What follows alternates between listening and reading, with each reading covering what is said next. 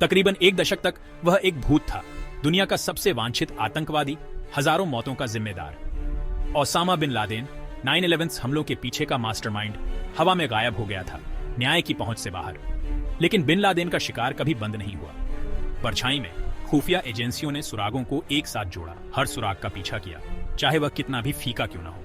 CIA bin Laden को न्याय के कटघरे में लाने के लिए अटूट दृढ़ संकल्प से प्रेरित होकर दुनिया भर में परछाइयों और फुसफुसाहट का पीछा किया। उनका अथक पीछा उन्हें पाकिस्तान के एक गुमनाम शहर की ओर ले जाएगा, जहां आजाद दुनिया का भाग्य अधर में लटका हुआ था। यह सिलसिला सालों तक ठंडा रहा, मृत सिरों और झूठी उम्मीदों से भरा हुआ। विश्लेषकों ने इंटरसेप्टेड कम्युनिकेशन पर ध्यान दिया, हर शब्द की जांच की, बिन लादेन के ठिकाने के संकेत के लिए। फील्ड एजेंटों ने सूचना देने वालों की खेती की, एक्शनेबल इंटेलिजेंस के एक टुकड़े की तलाश में अपनी जान जोखिम में डाल दी।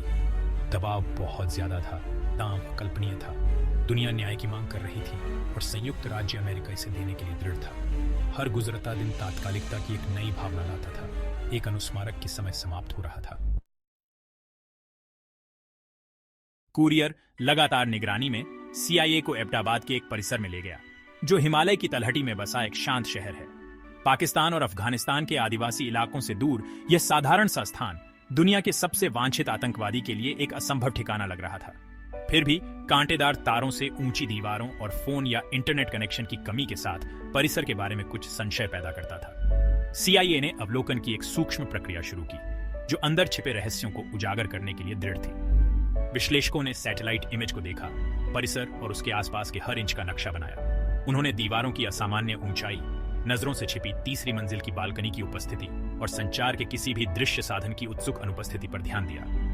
परिसर स्पष्ट रूप से गोपनीयता के लिए डिजाइन किया गया था, किसी ऐसे व्यक्ति के लिए जो दुनिया से गायब होना चाहता था। लेकिन इसका मायावी निवासी कौन था? परिसर की असामान्य विशेषताओं ने बढ़ते संदेह को हवा दी। एक साधारण परिवार, जैसा कि कुछ स्थानीय लोगों का मानना था कि वे वहां रहते हैं, को इतने अत्यधिक सुरक्षा उपायों की आवश्यकता क्यों होगी? फोन लाइनों और इंटरनेट कनेक्शन का अभाव ऐसे युग में जब यह आम बात थी, विशेष रूप से हैरान करने वाला था।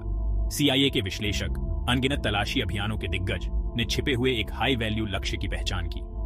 हर विवरण, चाहे वह कितना भी महत्वहीन क्यों न लगे, उसकी बारीकी से जांच की गई, उसका विश्लेषण किया गया और उस पर बहस की गई। जैसे जैसे CIA ने अधिक खुफिया जानकारी एकत्र की, दबाव बढ़ता गया। यह संभावना कि बिन लादेन एक आरामदायक उपनगरीय घर में साफ नजरों में छिपा था, अकल्पनीय लग रहा था। फिर भी सबूत सम्मोहक थे।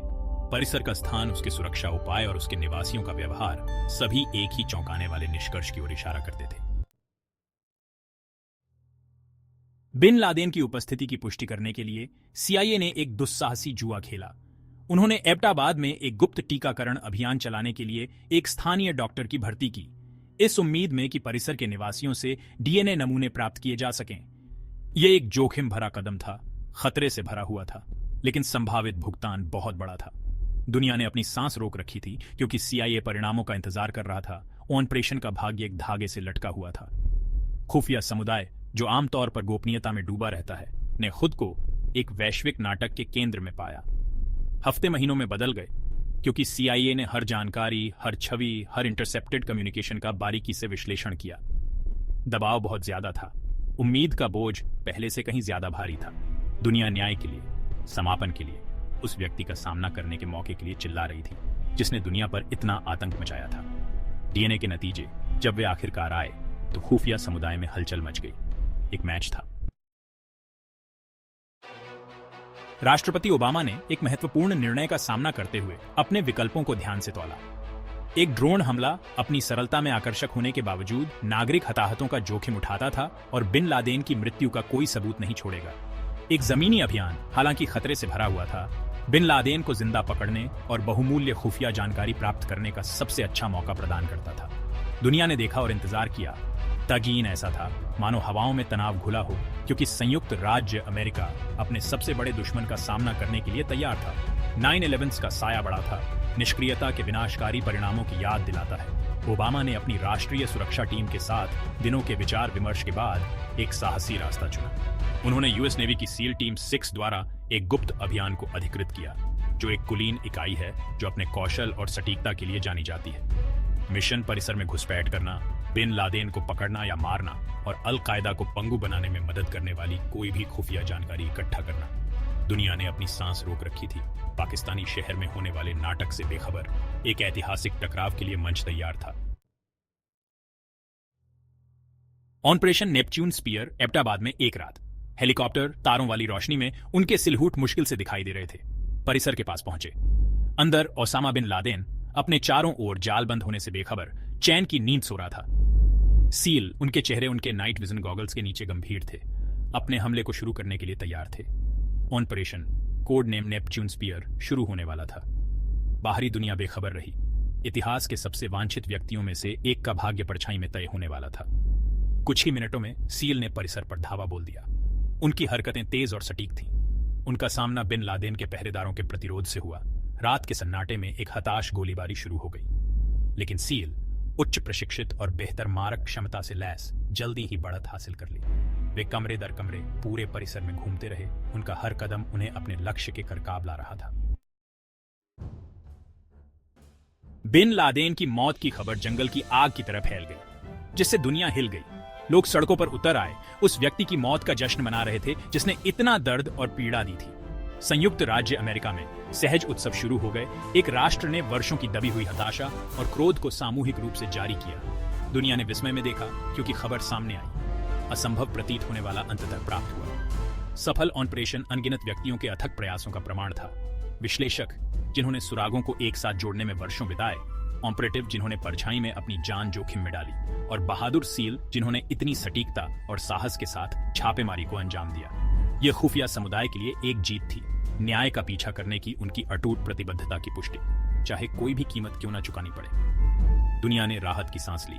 दुनिया भर में बंद होने की एक स्पष्ट भावना व्याप्त हो गई। छापेमारी के बाद सील ने खुफिया जानकारी का खजाना बरामद किया।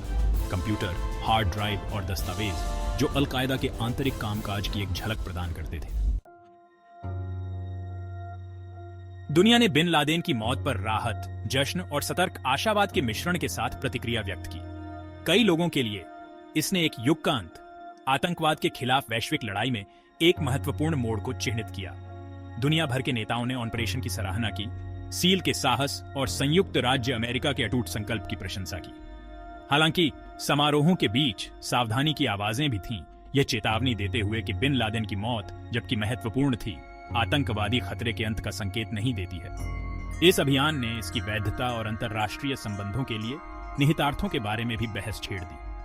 कुछ ने पाकिस्तानी धरती पर एकतरफा छापेमारी करने की समझ पर सवाल उठाया, यह तर्क देते हुए कि यह अंतर्राष्ट्रीय कानून का उल्लंघन करता है और इसके अनपेक्षित परिणाम हो सकते हैं। दूसरों ने ऑपरेशन को आत्मरक्षा के एक आवश्यक कार्य के रूप में बचाव किया, यह तर्क देते हुए कि पाकिस्तान ने बिन लादेन की उपस्थिति के बारे में जानने के बावजूद उसके खिलाफ कार्रवाई करने में विफलता हासिल की थी। ऑपरेशन नेपच्यून स्पीयर की विरासत जटिल और बहुआयामी है। इसने निस्संदेह अलकायदा को एक गंभीर झटका दिया, संगठन को उसके करिश्माई नेता से वंचित कर दिया और उसके संचालन को बाधित कर दिया। छापेमारी के दौरान जब्त की गई खुफिया जानकारी भविष्य के हमलों को विफल करने और आतंकवादी नेटवर्क को कमजोर करने में अमूल्य साबित हुई। हालांकि यह स्वीकार करना महत्वपूर्ण है कि आतंकवाद का खतरा बिन लादेन की मौत के साथ खत्म नहीं हुआ। अलकायदा हालांकि कमजोर हो गया, लेकिन उसने खतरा पैदा करना जारी रखा, जिहादियों की नई पीढ़ियों को प्रेरित किया और एक अधिक विस्तृत और विकेंद्रीकृत संगठन में बदल गया। आईसिस जैसे नए आतंकवादी समूहों के उदय ने आतंकवादी खतरे की विकसित प्रकृति को और रेखांकित किया। आतंकवाद के खिलाफ लड़ाई खत्म होने से कोसों दूर एक नए और चुनौतीपूर्ण दौर में प्रवेश कर चुकी थी।